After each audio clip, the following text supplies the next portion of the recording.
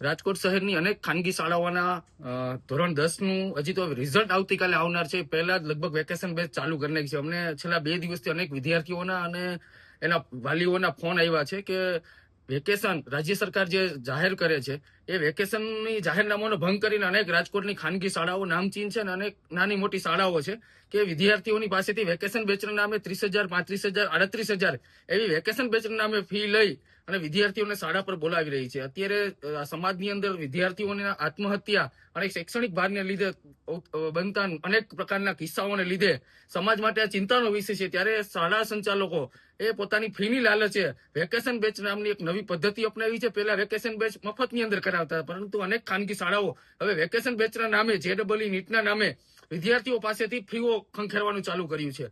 ગઈકાલે બરોડા DOએ આ પ્રકારનો પરિપત્ર કર્યો છે કે કોઈ પણ ખાનગી શાળા વેકેશન દરમિયાન ચાલુ રહેશે અથવા તો શૈક્ષણિક કાર્ય ચાલુ રહેશે તેની ઉપર કાર્યવાહી કરવામાં આવશે, દંડ આપવામાં આવશે, તેમજ DO દ્વારા શૈક્ષણિક જે ચેકિંગ આવે સરપ્રાઇઝ એ કરવામાં આવશે. એટલે આજે અમે રાજકોટ જિલ્લા શિક્ષણ અધિકારીની આ બાબતે રજૂઆત કરી છે કે છેલ્લા 2 દિવસથી અનેક વિદ્યાર્થીઓના અને વાલીઓના ફરિયાદ આવે છે કે ભાઈ વેકેશન એ વિદ્યાર્થીઓને પારિવારિક લાગણીઓ માટે અને બહાર ફરવા પરિવાર માટે જવા માટે તણાવ મુક્ત થવાનો સમય છે અને રાજ્ય સરકાર વેકેશન બહાર પાડતી હોય તો એના માટેનો કોઈ આશ્રય હોય, એના કોઈ કારણો હોય.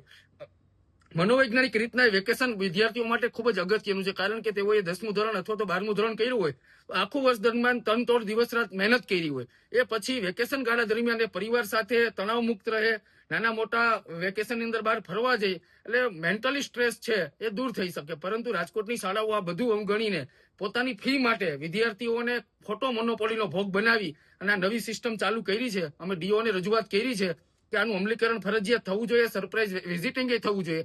જો આ નહીં થાય તો આવનારા સમયની અંદર જે શાળાઓ વેકેશનની અંદર ચાલુ હોય છે ત્યાં અમારે હલ્લાબોલની જરૂર પડશે તો અમે કરવાના છે.